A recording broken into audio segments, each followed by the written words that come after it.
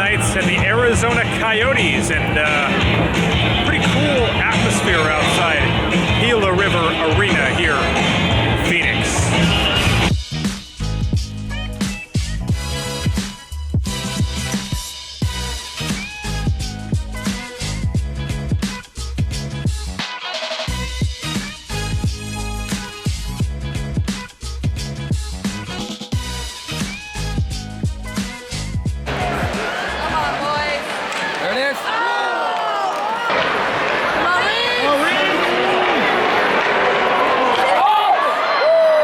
Gone to 3 Golden Knights games and seen 3 wins. A 5-1 beatdown of the Coyotes here in Phoenix.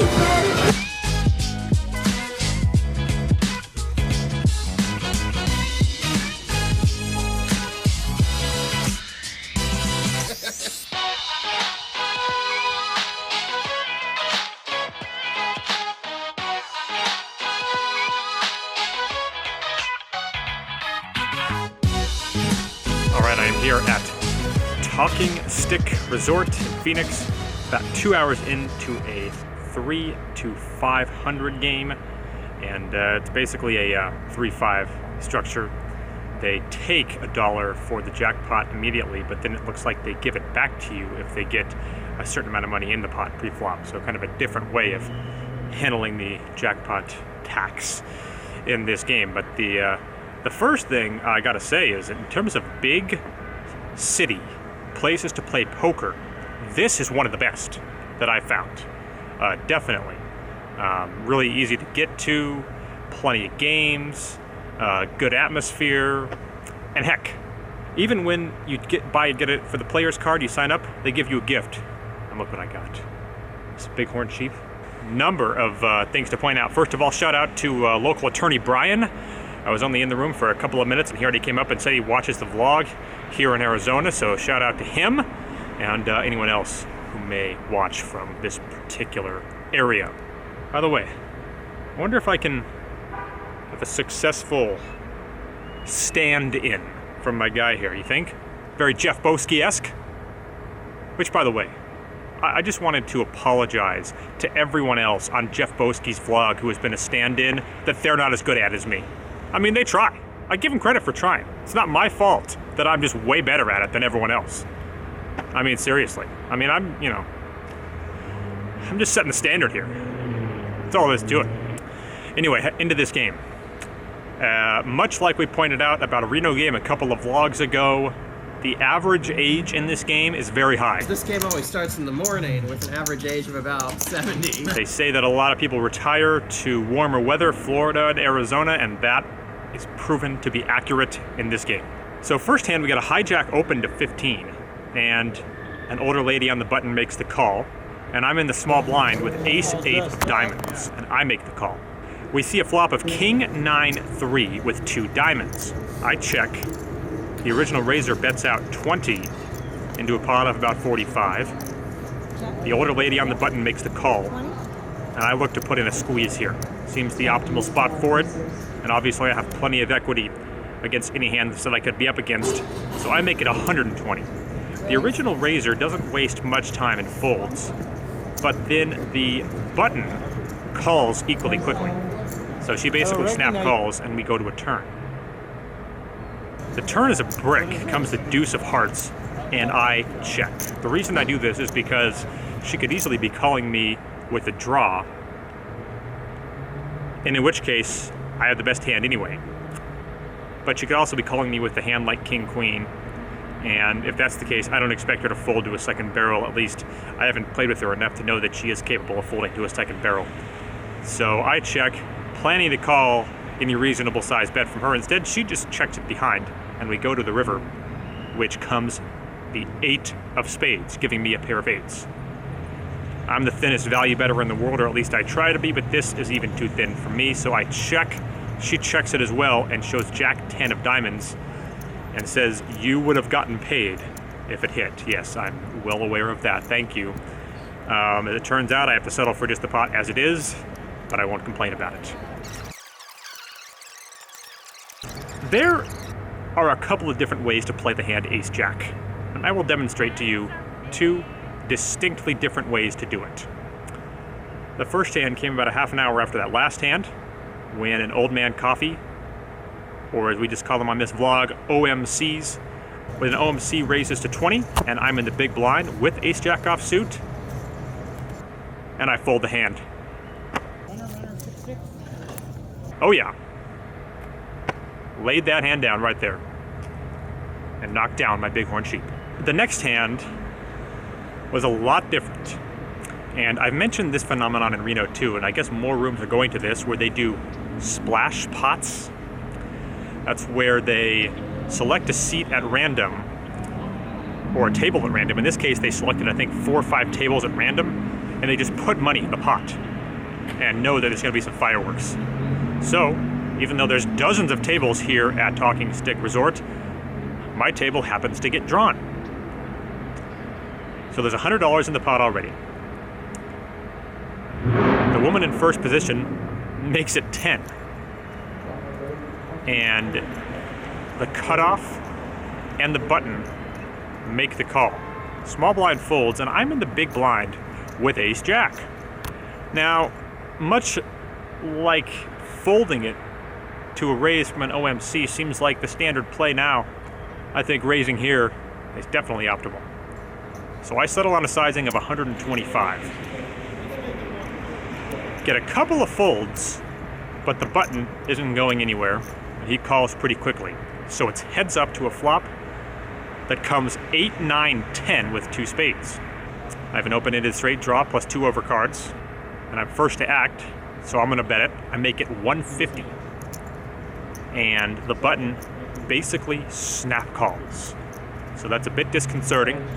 Now I'm gonna have to hit my hand, which I do. Turn comes to 7 of spades. I don't think there's gonna be a ton of combinations of spades that he's gonna have calling that much pre-flop, even in a splash pot. The problem is this could easily kill my action if he flopped a pair. But I still don't think that checking it's a good play, because I could have my hand killed on the river. So I thought about it for a minute in terms of how much to bet, and I settled on a fairly small bet in relation to the size of the pot. I bet 160, trying to still get called by a 10, or maybe a 9 and a straight draw. It has yet to hit, something along those lines. I bet 160, and he actually shows ace-10 of hearts and lays it down. So a good lay down by him, but a good size pot for me, winning a splash pot.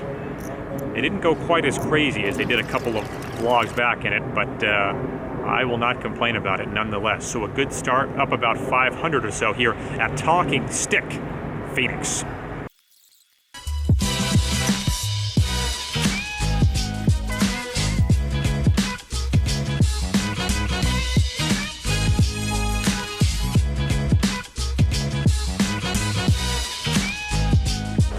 All right, obviously, as you can see, getting darker now, or it's about 6:30 here in Scottsdale, Arizona, Talking Stick Resort. Pretty good 3-5 game going on, and a couple interesting hands. Under the gun one raises it to 20, and the low jack, a guy who I think's fairly aggressive, guy about my age, makes the call. I call in the small blind with ace-10 of spades, and the big blind calls as well. The flop comes quite good for me. 10-10 king rainbow. I check, big blind checks. The original raiser checks, but the low jack doesn't. He bets 90. This is a guy who I think is fairly aggressive. I opt to not raise right here. I want to see if anyone else feels like coming along and sticking with me in this hand. So I just call, and sure enough, the big blind makes the call. Original raiser folds, and the turn comes a 6. Now at this point, with 2 other opponents, I do not want to risk it getting checked through. So I decide just to bet out here, kind of a stop and go play. I make it 150. The big blind, who I thought I might lose with that bet, calls. And I lose the low jack, who was probably just making a move on the flop and didn't really have much. So he folds, and now we're heads up to a river, which comes a queen. I bet 200 here. And the big blind, he really starts thinking about this. And eventually he says, I'm just trying to figure out if ace-jack is any good. And he said it in kind of a weird way that didn't necessarily mean that he had the ace-jack. But I've seen this kind of situation before where you kind of get nit-rolled in a spot where you think you're definitely good, but you're not, due to the fact that there are other hands that can beat him. So I had to sit there and consider the fact that he might end up having ace-jack. Eventually, he puts 200 directly in front of me, and I show the ace-10, and I'm good. He shows ace-king. So we didn't re-raise it pre-flop with ace-king, and eventually paid off every street. So that one worked out quite well for me. Unfortunately, after that, I ended up losing back about 300 in a splash pot. It can be tricky to play these splash pots. When I flopped top pair in a limped pot, but my opponent turned 2 pair.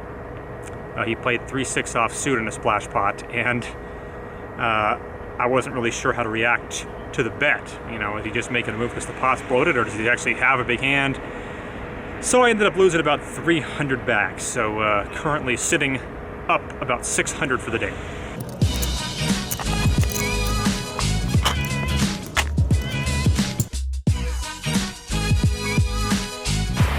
All right, wrapping up a session here at Talking Stick.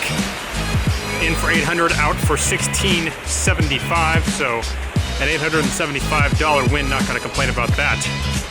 I'm recording this on New Year's Day, so 2019 off to a good start, to say the least. Anyway, Talking Stick here, I gotta say, really like it. You know, in terms of places to play, if you're looking for a place to play, and I'm talking about the $5 blind level, if you're looking for places to play outside of LA and Vegas, this is one of the best that I've seen. Now, obviously, I play in Reno, and that's not a place that I'd recommend for that at all, really. The locals that are there know it well, and some can beat it, but not a place I'd recommend for it. This is one of the best places I've found in terms of that. There's just a lot of games, and they seem to be pretty good games, and not too pro-heavy. The other place that I'd recommend that I've played at, and I've played at quite a few places now, is Jack Cincinnati. Loved that casino and really liked the games there, and I feel similar about them than I do the games here. Florida, I've played once there. The games were good, but I would never want to live in Florida personally. I don't know how many people would. So I'm not sure I'd recommend that one as highly. And I've never played in Maryland. But you know, in terms of places outside of the big poker markets, I think Phoenix here's a pretty good one.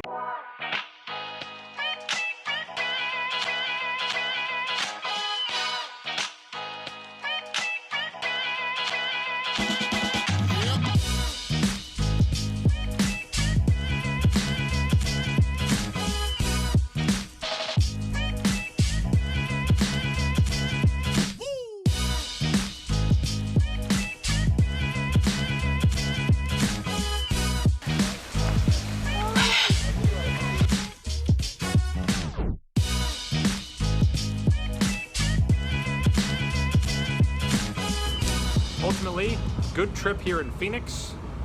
Ended up winning about, let's see here, about 1,400 on the trip. So I'll take that. Definitely covers all the expenses. So back to Reno and back to the cash game grind there. As always, thanks for watching. If you haven't already, I really appreciate the subscriptions.